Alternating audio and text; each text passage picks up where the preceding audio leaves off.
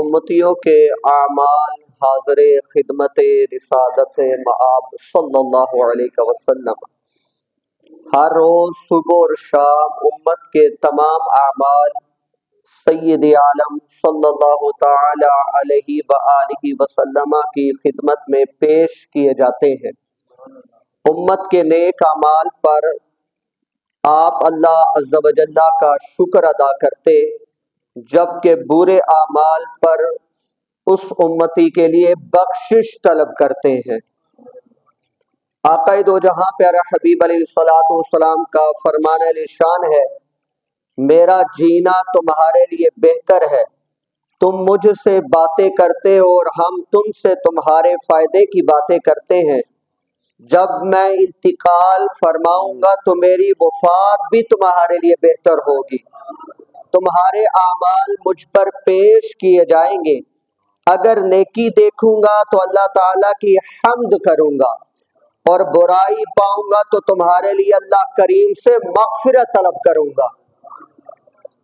ہر امتی کے حال سے آقا باخبر ہے۔ امام اہل سنت حضرت امام احمد رضا خان علیہ رحمت الرحمن فرماتے ہیں، صرف درود و سلام ہی نہیں بلکہ امت کے تمام اقوال، افعال، اعمال روزانہ 2 وقت سرکار عرش وقار آقا دو جہاں پہ حبیب علیہ الصلوۃ والسلام کی خدمت میں پیش کیے جاتے ہیں۔ سب کچھ جو آپ بولتے ہو وہ بھی،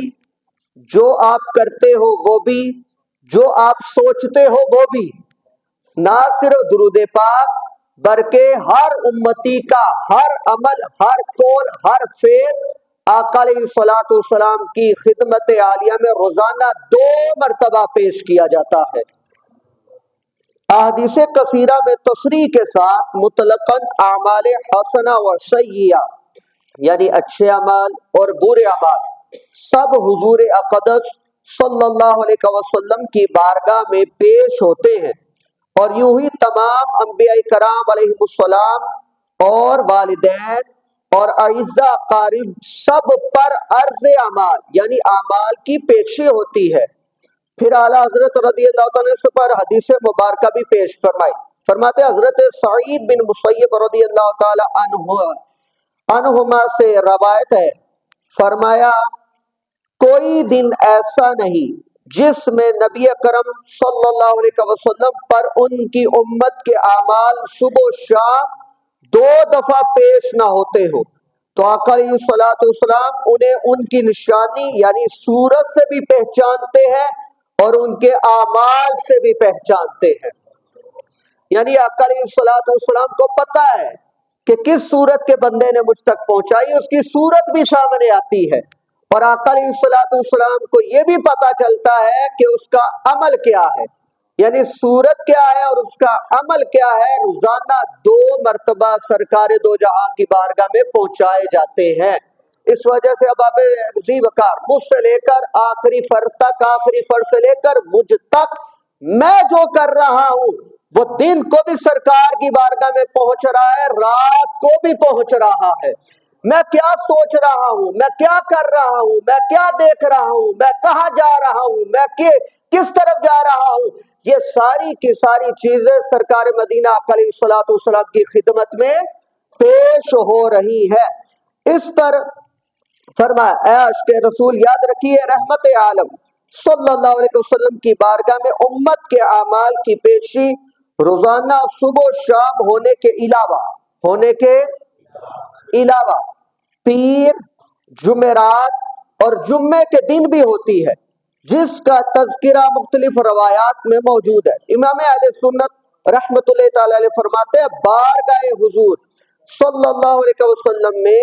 اعمال امت کی پیشی روزانہ ہر صبح و شام کو الگ ہوتی ہے، پھر ہر پیر اور جمعرات کو جدا، پھر ہر جمعے کو ہفتہ بھر کے اعمال کی پیشی جدا گانا آقا دو جہاں کی بارگاہ میں پیش کی جاتی ہے۔ یعنی روزانہ کی پیشی الگ، یعنی روزانہ کی حاضری صبح و شام الگ ہو رہی ہے، پیر کو الگ ہو رہی ہے، جمعرات کو الگ ہو رہی ہے، اور پھر جمعرات تک جتنے بھی اعمال انسان کرتا ہے وہ سارے کے سارے جمعۃ المبارک کو اجتماعی طور پر سرکار کی بارگاہ میں پیش کیے جاتے ہیں۔ آقا دو جہاں پہ حبیب علیہ الصلوۃ والسلام کے غلاموں فرمایا حضرت سرکار مدینہ علیہ الصلوۃ والسلام ناراضگی اور خوشی ہر حالت میں صرف حق بات ہی کرتے ہیں۔ حضرت سیدنا عبداللہ ابن عمر رضی اللہ تعالی عنہ کا بیان ہے، فرمایا آقا علیہ الصلوۃ والسلام سے جو بات بھی سنتا اسے لکھ لیتا تاکہ اسے یاد کر سکوں۔ قریش نے مجھے اس سے منع کیا اور کہا کیا تم جو بات سنتے ہو لکھ لیتے ہو؟ رسول اللہ صلی اللہ علیہ وسلم انسان ہے، ناراضگی اور خوشی دونوں حالتوں میں کلام کرتے ہیں۔ یہ سن کر میں نے لکھنا چھوڑ دیا۔ پھر جب میں نے رسول اللہ صلی اللہ علیہ وسلم سے اس بات کا تذکرہ کیا تو آپ نے مبارک انگلی سے اپنے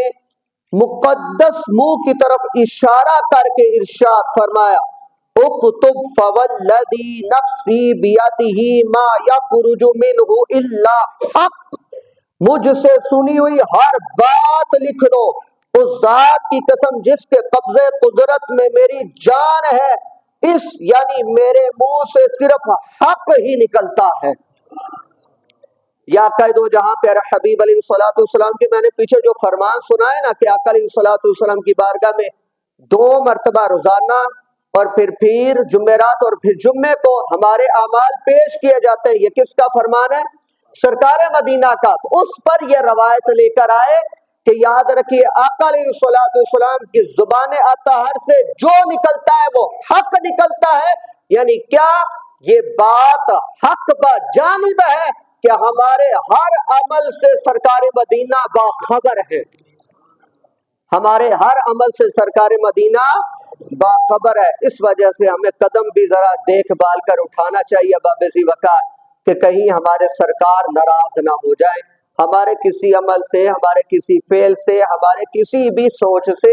سرکار مدینہ کی ذات ہم سے ناراض نہ ہو جائے، کیونکہ یقین کیجئے گا اگر سرکار ناراض ہوگے تو اللہ راضی رہے گا، بات ہی ملیا میٹ ہو جائے گی۔ ہم نے اپنے سرکار مدینہ علیہ الصلوۃ والسلام کو اپنے عمل سے، اپنے قول سے، اپنے فعل سے راضی رکھنا ہے۔ راضی تب ہی ہوں گے جب ہم اللہ تعالی کے فرامین پر عمل کریں گے۔ اللہ رب العزت کی بارگاہ بے کس پناہ میں دعا گو ہیں، یہ جو فجر کی حاضری سرکار مدینہ عقائد و جہاں پیارا حبیب علیہ الصلوۃ والسلام کی بارگاہ میں آج کے دن ہمارے لگنے جا رہی ہے، ہم دعا گو ہیں یا رسول اللہ ہم سب پر اپنی نظر رحمت فرمائیے، اور یا رسول اللہ ہم سب کے گناہوں کی طرف نظر رحمت کی نظر کرتے ہوئے معاف فرمائیے، اور آئندہ ہم سب کو نیکیوں پر استقامت عطا فرمائیے۔